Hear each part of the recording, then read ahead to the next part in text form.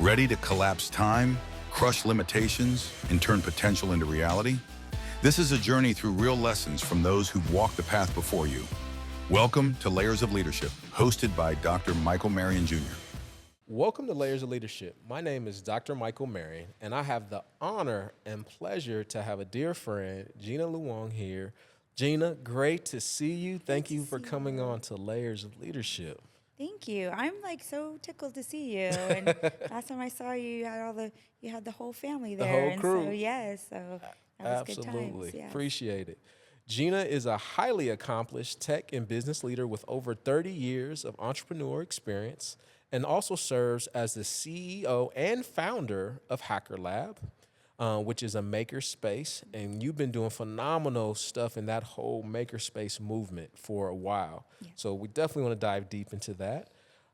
You also, for those that don't know, you have received the 25 or Business Journal 25 Leader of the Year, which was cool. Yeah. Also, you received the International Women's Day Award, the Women Who Mean Business Award, and the National Latina of Excellence in Information, Science, and Technology, Hispanic Chamber Salud Business Award for the community, and top 20 Latino change makers.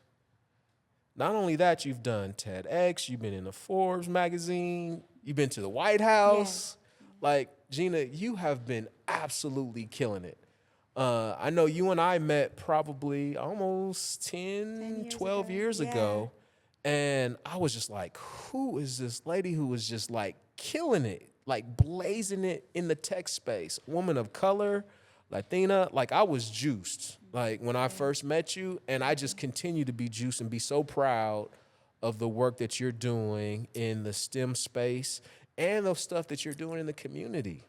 Like, I'm so proud of you. Thank you. Thank you so much. I am a big fan as well and super proud of you as well. I was just telling my sister about you.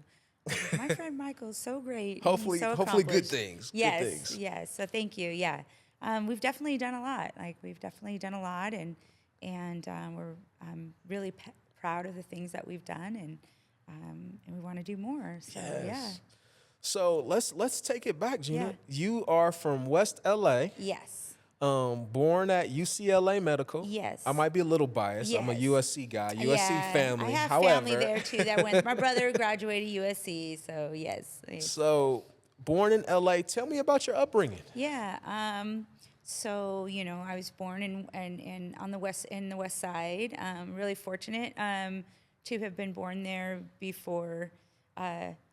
Back in the good old days. It's very different and unrecognizable now. Yeah, that's true. It was very neighborhoody, and so and I grew up with what I would call like typical Los Angeles Chicano family. My mom and my dad separated when I was young, so. Okay. One half of me was very lucky to have actually spent half of my childhood in the Valley. So okay. one grandmother lived in the Valley, and then my dad's family is predominantly from West LA, so I got to go back and forth. Our neighborhood is Sawtelles. It's a great neighborhood. Very colorful, vibrant Chicano family. Just so great, and I got to have all the great things when it comes to being a Mexican in LA, and I have family. My mom was actually born in East LA, so we had a lot of family in East LA. So I got to go to our mipas in the backyards of East LA and see the chickens running around and have delicious food. And my grandfather owns. He's passed away, but we have a family farm in great grandfather in Tijuana. Okay. So I went many summers and days on the ranch in Tijuana. And my dad was a mason. My grandfather is a mason, so they're all masons. Wow. They all laid concrete. Concrete for all over LA is our family's work, which is really great. So I got to lay brick at like 7 or 8 years old. Hey, that's a good trade to know how to do. So I was back in the truck with my with my dad. We're going to work and laying brick. My dad and my family do it pretty much for the elite. So I was at like Jerry Lewis's house, Kenny Rogers' house, What? Batman's house. Are you serious? Yeah, like my dad's done like Barbra Streisand, Steven Spielberg, Oh my Kenny goodness. Rogers, Michael Jackson, a list. My uncle did Marilyn Monroe, finished her pool after she passed. James Manfield, you name it. So Jamie you were Lee destined Curtis. for success. I think my family are just really cool, colorful people. We just we like go. to do crazy things. So I got to play with my hands and do a lot of things with my hands. So that's where making things, and then I ended up some formative years in kind of Rolling Hills, California, and that's where I got exposed to like computer programming with an aunt. Really? I did. Okay. I was in ballet. I did all these creative things with her. Just really great. And then I had some problems as a child that kind of led me to. I think we all come to these points in our lives where there's things pivotal things that happens to us. Yeah. They're kind of like almost, I feel like they're acts of fate. And these acts of fate are kind of ingrained into our life paths. And, the act of fate led me to have some really dark things happen to me as a younger child. So I started running away really young, like around the age of 8 or 9. Wow, Yeah, 8 or 9, and, Gina? and I just wasn't young enough to express what was going on in, a child's mind. And then by the time I was 8, and then after 12 years old, I kind of was bounced around in different places because I was like deemed a problem child. I was highly achieved on academics. I tested out of high school in 5th grade. I was in juvenile hall. They didn't give me any work because I tested out of high school. They were like, go back to watching TV because you test out. Did you say you tested out of high school in 5th grade? Yeah, they would give you these Placement tests. Placement tests. Yep, Yeah, I and I remember. tested it. Yeah, so I always tested out of high school, but I was just a problem kid. So I ran away at 14, and I never returned. Like I just left at 14, and by that time I was here in Sacramento. Okay. And I lived in an apartment with a boyfriend at 14 years old. At 14, Gina. Yeah, and my last completed education, like going to a physical school, is 8th grade. I didn't even finish 8th grade. Wow. It's the last grade I went to. I ended up going back and getting my GED years later. But as far as like finishing school and being in a classroom, 8th grade. Like as far as like just finishing a level of school is 8th grade. And so from that time, I had some jobs. I worked at Tower Cafe before it was Tower Cafe. It was Tower Ice Cream and Deli. Really? Yes. I didn't know that. Yeah, it was Tower Ice Cream and Deli before Tower Cafe. And I worked there. I worked at some other places. I'd lie about my age. So I was 18. I looked like I was Whatever we have to 10. do. I don't even know how that happened. I was driving at 14 a 1968 Firebird. 1968 Firebird? I learned how to drive a 1968 Firebird, and that was my daily car until I was like 19 years old. And I was driving it every day. Like, I don't know what person would give a 14-year-old a car, but I had it, and it was my boyfriend's car, but I drove it. And then he started a body shop when I was like 16, and I started helping him with the body shop and sanding and bondoing and flipping cars with him. And he told me at that age that, you're a woman, you're Latina, and you don't have an education. So the only thing that you can do is work for yourself. That's it. That's what you got. That's what he said. That's what he said. And he didn't say it in a bad way. He was like, you're destined for great things, but it's definitely gonna be, you have to be self-employed in order to do it. So he was like, he used to tell me, pick something you want to do, and I'll fund it. I'd never picked anything, but that's what he'd tell me. What do you want to do? Because all his family, they're Vietnamese, so they would be they had like restaurants and auto shops, and they were flea market people and all kinds of stuff. He's like, what do you want to do? Pick something to sell and I'll help you. But so he ingrained it in my mind that because I had an 8th grade education and I was brown and a woman, that, the way to get out of it was to work for myself. Yeah. It's interesting to hear this story and hear your journey and how life can be so difficult for us folks of color. Yeah. And the struggles. And I want to take you back to the story of not having a voice. Yeah. When you were going through a very difficult time. And unfortunately, knowing what that's about and having family and friends and folks that have experienced it, how that instills certain emotions and feelings that often travel along with Yeah, us throughout our lives absolutely. and our career. Absolutely. I agree. Gina, to hear what you have accomplished and to see, but also to hear what you've come from, because I'd never Yeah, heard this story. yeah. This is the first time I've known that. Oh, interesting. And Yeah. so, Thank you. no, one, let me apologize for whatever happened, because you are a phenomenal woman who has done some great things. And I think it's important for your story to be shared and your journey of layers of leadership Yeah. for folks that may be going through some things that you may have gone through, to be able to say, you know what, I can be somebody. I Yeah. can go make it happen. Absolutely. The fact that you tested out of high school in 5th grade is absolutely incredible. Like, incredible. And the fact that you're doing what you're doing right now and all the achievements, it just makes absolute sense now. This episode is brought to you by Systems to Solutions. Think smarter, work better. Welcome to Systems to Solutions. Thank you. Thank you. I appreciate that. Yeah.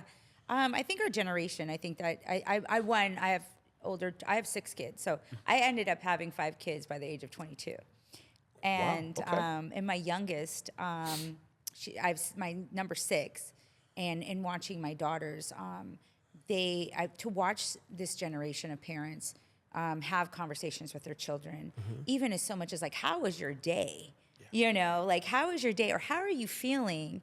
And my daughter, having this friendship and relationship with her children. She's still their mom, but she's watching them really engage with them. And I think our generation, my generation, Generation X, we, it was be seen, not heard. Not heard, yeah. And my dad was never really like that. My parents weren't really like that, but it was definitely not like, how are you feeling today? Yeah. And, Let's talk about let's your talk emotions. about your emotions, Yeah.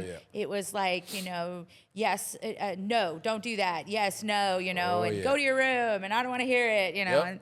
and, all of that stuff. And, and I can honestly say that, as a parent, I was guilty of that as well. Me too. Yeah, You're not the only one. Yeah. My wife and I just had some conversations about that, where it's just this kind of dichotomy of kind of showing up as who I am now, Yeah. but also remembering how I was raised. Yeah, Right. And so, I get it. Yes. I absolutely get it. So, it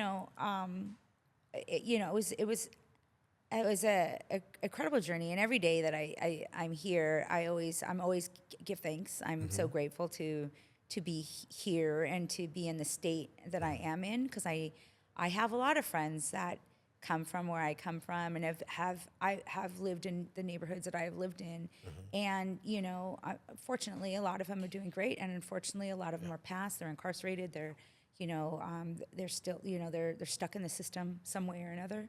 Yeah. So I feel very grateful, and I always say I'm in constant ascension, and that is my motto in life, is that no matter what happens, I am in constant ascension. Yeah. But yeah, I had 5 kids by the time I was 22, and it was hard, and I had 3 in diapers at once, and 3 in diapers. yeah, and I was the stereotype of what it means to be what people would say, people of color from South Sac, from the hood, on aid, and I had to borrow a 1972 Dodge Dart to go get my food stamps. I mean borrow a 72 Dodge Dart. It wasn't even my car. I had to borrow it, and I mean, I was that kind. I mean, we were so poor, like. But it was survival. Survival, so poor, and then one day, my kid's father, he worked at a recycling company, Okay. and back in the days, the stores would just throw all their stuff away. And it's like brand new stuff. Like, I'm not talking like shoe boxes, stacks. I would get like cases of Reeboks and Nikes and stacks of Levi's and every home good you could think of, and carpets and $1,000 purses and just all kinds of stuff. And it would come in these shipment containers. Okay. And at one point I had so much stuff I didn't know what to do with it. And a big giant box the size of a refrigerator came, and I was pregnant with my daughter, and it was filled with Prel. It was when Prel first came out. Really? Or Prel or Pantene, one of those. And it was like it first came out, and it was like probably like 500 bottles in there. And I was like, what am I going to do with all these? Right. And I dumped them on the driveway, and I sprayed them all off, and I started stacking them, because what it was is like, the reason I throw them away is because 2 or 3 of them will open, Perfection, and then yeah. the store doesn't have time. Yep. It's not worth it to them. Yep. So I washed them all off, put them on the back of the truck, and I was like, I'm just gonna leave them in here. I'm gonna go sell them. So I took them to the auction, and I sold out, and like by noon, and I was like, wait a minute, and you know, Entrepreneur. wait a minute, and so I went to my garage, and I had like stacks of Levi's and stacks of work boots and shoes and all these things. So I went the next week, and I'm pregnant with my at this time I think it was my 4th child, and my daughter Sonia, and I just started creating a base of customers, and I would sell out by noon. Everybody had to stay till 3. I would sell it by noon, and I had a whole, and I was Hispanic. It's a Hispanic flea market, so I had a community of Hispanic families that would just wait for me, and I would sell them Levi's for like $10 and tennis shoes for $10. I would have been one Yeah, of your. one I of would those have been things, your. I yeah. would have been one of your customers. Shampoo for like $2, like so cheap. And then so I started buying. I started buying those goods. I used to buy return goods from a wholesaler. So I would go all the way to the Bay Area, and I would buy. the case, I would yep. buy cases of returned items, and then I would bring them back. And then I eventually opened a store, and I had a store. It was inside the barns at the flea market. That's all right. And I had a store. It was called Penny Pinchers, my first one, my first business. Penny Pinchers. Penny Great Pinchers. name. And so I did that for a while. Got my first employee named Amber. She was a Christian Brothers student. She CB. she Okay. just jumped across behind the table one day because I was huge and pregnant. And she was like, started helping me. And she's helping me. She's like, can I have a job? I'm like, sure. And I gave her, You're hired you're today. hired today. Gotcha. And and she was a great student and a great employee. And then, you know, I did that for a while. And then I ended up opening a children's thrift store. And I just had like a series of just different businesses. Wow, like trying the to figure out layers. what I wanted to do. And some of them, that one did great. The thrift store, it did okay. And, you know, I just kept, and I actually got laughed at like by family members because I was constantly throwing stuff at the wall, like to see what I wanted to do. I didn't know what I wanted to do. And I would sell on eBay, and I would make lotions, and I'd make bread, and I just make things. I'd sell stuff out of my car, like literally open up the trunk at DMV because I let's used to get it. work at DMV. Okay. And I'd open up the sliding door of my van and be like, it's time, and they'd all run Come out. on, get it. And I'd sell it, you know, and so. Gina, that's incredible. So where did that entrepreneur spirit come from? Oh, my family. I think From your so. family? Yeah, my family. My mom was never really an entrepreneur, but she's a hustler. And my mom, you know, she knew how to make something from nothing. Yeah. And I think that is a common thread with people of color, is that we know how to make something from nothing. Oh, yeah, in a And minute. whether it's food, whether it's an event, it's a wedding, whatever it is, we know how to make something from nothing.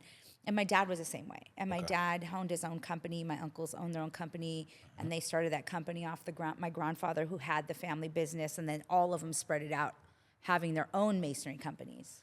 See, that's incredible. Yeah, and it was, and so it's just, and then, you know, my godfather owned a plumbing company, and it's just everybody was an entrepreneur around me. So it was in you. Yeah, It was in you to in be me. an entrepreneur and to be able to figure out survival. Yeah, absolutely. You know, it's interesting hearing some of the story, especially about your friends in Southside. Yeah. South Sac. You know, I'm an inner city kid. Yeah. I come from a single parent home, all the stereotypical Yeah, things, yeah. right? And sometimes I have survivor's guilt. Yeah, You know, I absolutely, think yeah. about some of my friends who passed away. I think about some of my friends that are still incarcerated and will never get out, Yeah. right? But also I think about how blessed I am now to be able to hopefully one day, even in these sessions, Yeah. to be able to have and share these stories with folks that look like us, Yeah. sound like us, talk like us, and that see that we can still make it, Absolutely. no matter what we have gone through or what the difficulties are. Yeah. So tell me, let's jump into this whole STEM and Hacker Lab and like, Yeah. where did that come from?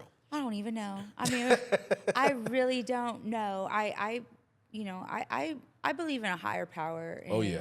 You know, I believe that, you know, follow the breadcrumbs, and I also just believe we're just all here for a mission. And when I was, like I told you, I think I was seeded when I was 9 or 10 when my aunt put me in this coding school. Okay. And I was, You I'm were dating. 9 or 10 in a coding In school? a coding school. Yes. I'm dating myself. This is when Macintosh was out. You dating us? Yes, yes, Macintosh, green screen, and we had a code lemonade stand. And so that was the summer thing, is we had a code lemonade stand, and then we started learning Oregon Trail. And so these were, those were the fundamentals for me. And then fast forward years later, I didn't even pick up a computer for like years and years and years. And then about 1990, it was before my daughter was born, about 1994, 1995, that's what it was. 1995, the home computer started being accessible at Incredible Universe. Remember Incredible Universe? Oh, yeah. And I saw it and I was like, oh my God. I know what this is. I know what this is. And I went and told my my father-in-law, I begged him, I was like, if you get me this computer, I will become rich. I need this. You said that? Yeah, I told him that. I will be rich. Okay. Buy me this. I need this. And he was like, what? I was like, I need this, like this is it. And he got it for me. And this computer was like $3,000. That's a lot in the 90s. That's a ton. It was like, Look, $3,000 is a lot right now. Yeah, it was a lot. I want to say it was $3,000, maybe $2,500, Sure. but it was over $2,000, and I want to say it was closer to $3,000. And we had to finance it and everything. And then I got it, and I didn't know what to do with it. And it sat for about 2 years. Are you kidding me? It sat for 2 years. For 2 years? 2 years. We would use it for it didn't sit. I mean, we were like on AOL or Sure. anything. It sat without an actual function. Okay. Oh no, I take that back. I actually started selling stuff on eBay. Oh. Yes, I started selling stuff on eBay to supplement my income. Okay. And so I was going to the Goodwill on Franklin Boulevard when they had the bins. And before They still have them, actually. Yeah, before anybody knew about it though, I would go there and I'd pull all the designer clothes out. Okay. And I'd buy them for a quarter. Sure. And then I would sell them for like 10, 20 bucks. And so I was doing that for a while. So that's what I was using it for. But it wasn't, that's what I was doing. And then it just was used for like, the kids were on there, AOL, nothing really substantial. Okay. And then in 1997, I was pregnant with my sixth child and my youngest daughter.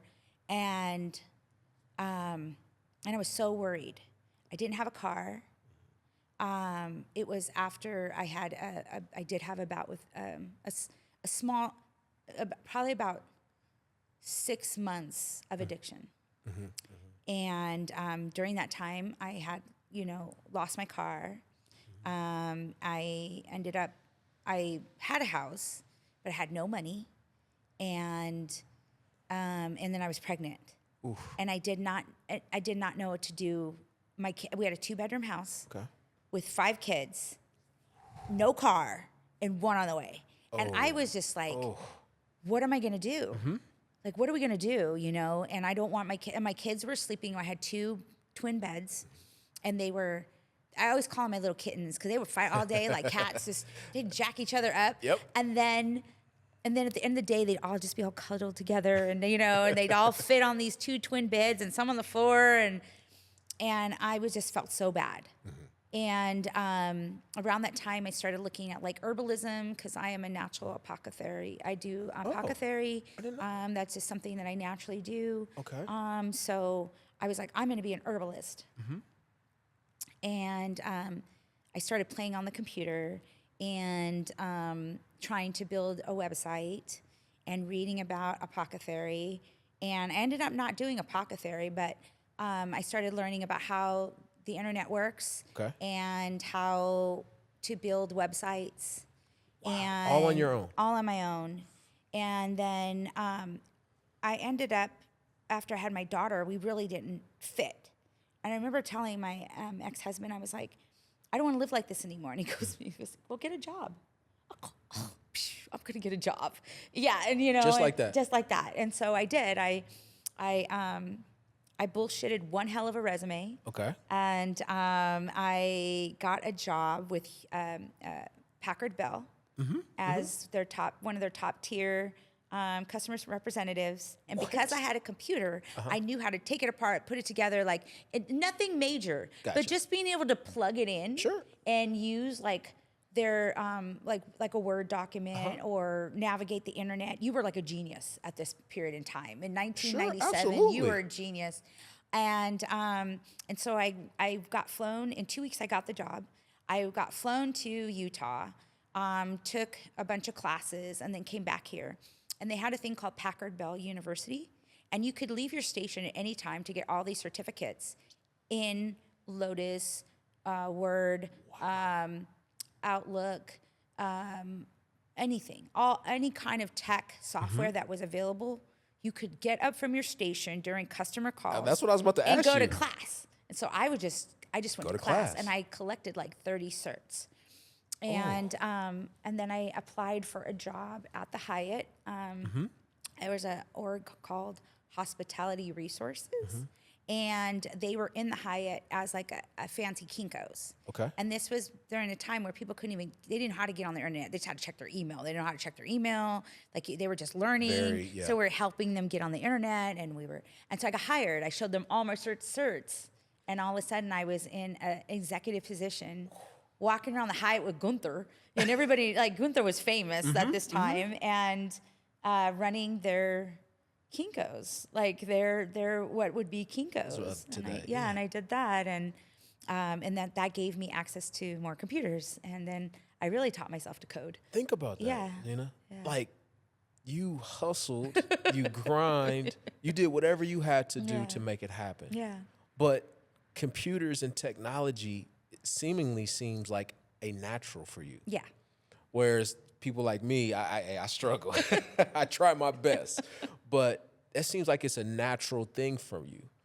And so let's fast forward. How did Hacker Lab come about, which is, I still think, one of the most prized jewels not only in our region, but some of the partnerships that you've done with the community colleges. Like, you've done some phenomenal stuff. So let's tell me about that.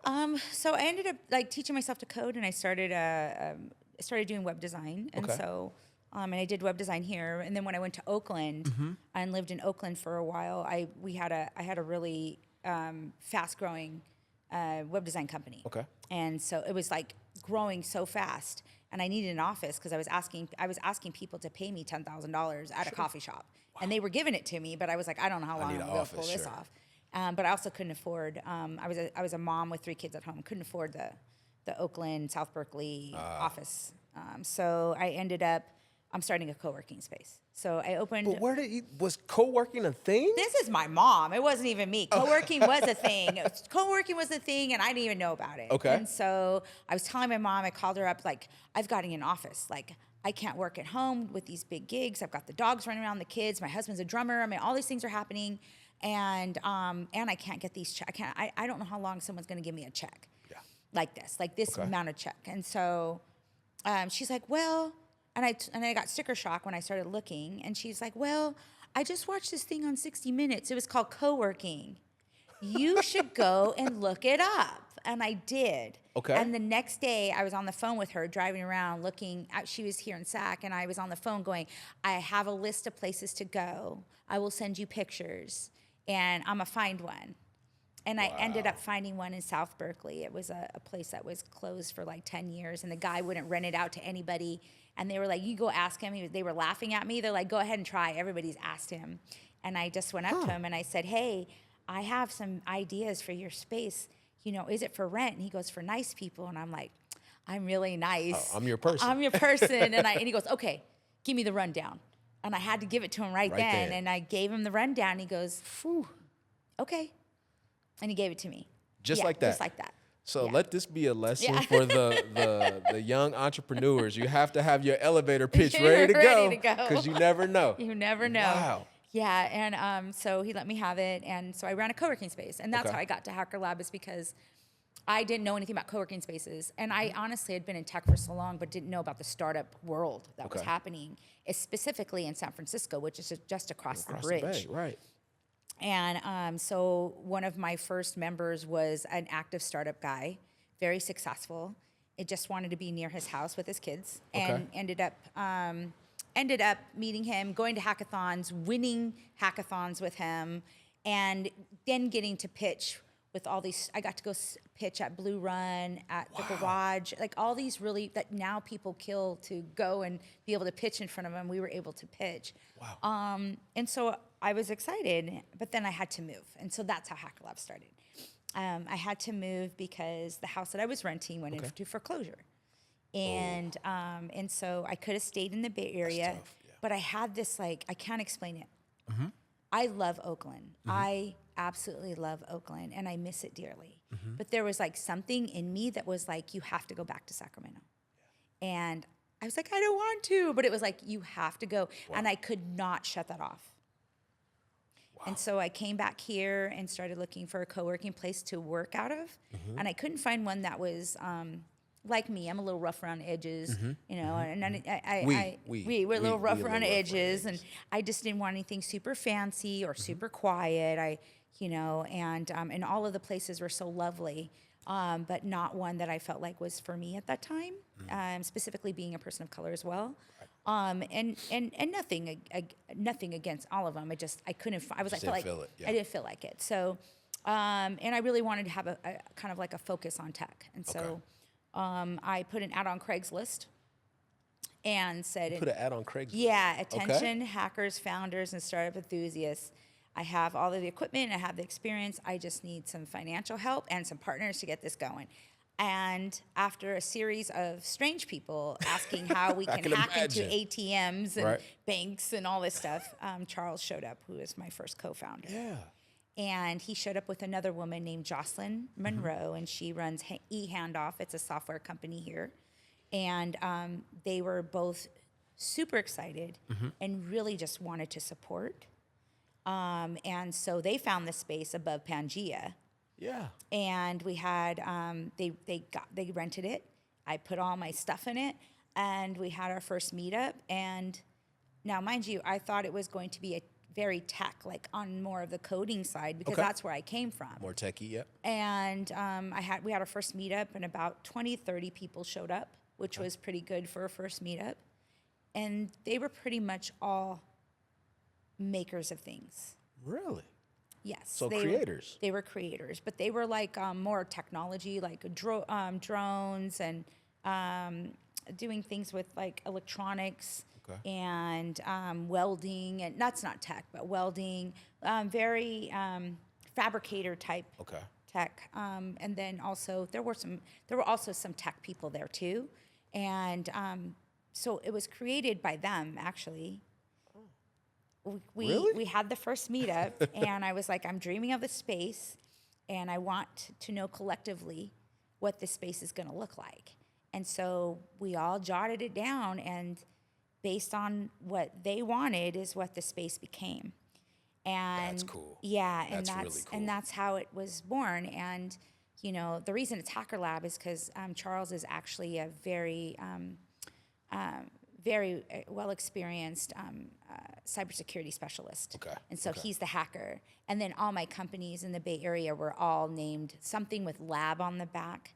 So we picked Hacker Lab, not knowing that that's actually what they call these spaces, are Hacker Labs. So we started, and we just started having a series of meetups. And those meetups we started having we called them liquor mixers.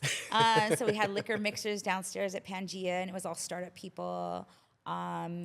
And we started doing pitch nights, and none of these things were happening in Sacramento. Pitch nights, co-founder dating. I remember that. Fireside chats, all of those things. And I really didn't know what I was doing. I was just mimicking what I learned there. And I probably only did those things once or twice in the Bay Area. And then we just rolled with it as we were here.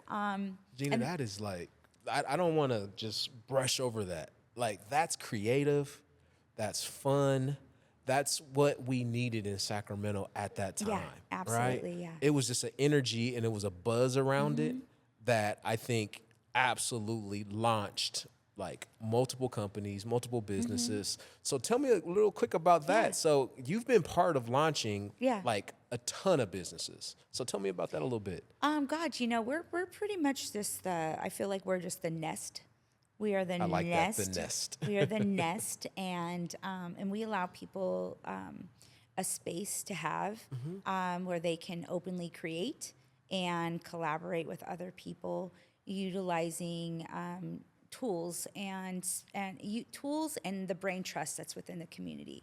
And we started Hacker Lab on the 3 fundamentals of democratizing education. Democratizing education, creating awareness around the grassroots tech community, and creating a space, a hub for technologists that were more representative of what we're doing. And we did. We set out to do those 3 things, and we did it. And you're absolutely doing it. Yeah, and we did that. And so, we believe that in providing space and access, equitable access I like that. to Equitable tools and access. education that are not readily available to all communities. Okay. And that's what we've been doing since we started. And what they do with them, if they create businesses, great. Sure. If they just want it for lifelong skills, great. If they're doing it just because they want to have as much education under their belt so they can add it to their portfolio, that's wonderful too. We're kind of a very loose form way of supporting people on their endeavors in life. I love it. Well, as we get ready to close out Layers of Leadership, and I just appreciate you so much, and you know that. My family will be over at the studio, at the lab, hanging out soon. We coming over there and messing with stuff. The boys like the big machines and making T-shirts and all of that stuff. Real quick, as we get ready to close out, any lessons that you would like to share with our viewers on your experience and where you are now to help them understand not only you can do it, but this is what you're going to have to do to make it? Yeah, for me, it's and I'm talking specifically to people of color who come from the circumstances in which I've come from, and that's extreme poverty and lack of resources and multiple layers of abuse and all the traumatic things that we incur when we're living in poverty. And I once spoke with some women that were previously incarcerated, had been incarcerated multiple times. And I always like to say that I am you and you are me. And that we all have it in us to achieve pretty much whatever we want. And that our circumstances do not define us. And as long as we continue to believe in ourselves, anything is possible. 100%. And the takeaway from that is, and this is something I've learned later, is to not be afraid to be yourself. I spent a good probably 10 years doing what I do here, living the imposter syndrome. And that was probably the hardest part, is trying to fit into the narrative in which I thought people really wanted me to be. And I feel more alive and more invigorated. And I feel like I'm doing my best work just being myself. And my space that I have now is very representative of who I am as a person. And I am proud to say that we are predominantly BIPOC and women. So, and that's because I'm being myself. I love it. Yeah. I love that, Gina. Yeah. Thank you for your time today. Any recommendations on books or podcasts that you are your favorites that you would recommend to any of our viewers? Yeah, so I am a neurodivergent. Okay. And so it's hard for me to remember names right off the bat, but currently I am reading Rick Rubin's book. Okay. And I love that book. And for leadership, for just navigating through life, I really enjoy Mel Robbins. Okay. So I always say to watch, to listen to Mel Robbins, but Rick Rubin's book is really, when I read it, it's so Zen, it's so Buddhist, but it's so much about how I believe that we are all creators. And, even if you don't think you make things or paint things, just figuring out how you're going to get through your day is a process of a creativity. Absolutely. And that's what his book screams. So I really recommend reading that book. I love that. Yes. So how can our viewers find you? Well, my personal Instagram is at Gina Lujan. And then our Instagram is well, you can find us at sackmate.com. That would probably be the best way. Yes. All right. Yes. There it is. All right. Well, thank you so much, Gina, for coming on. And that is a wrap on this episode of Layers of Leadership. Thank you.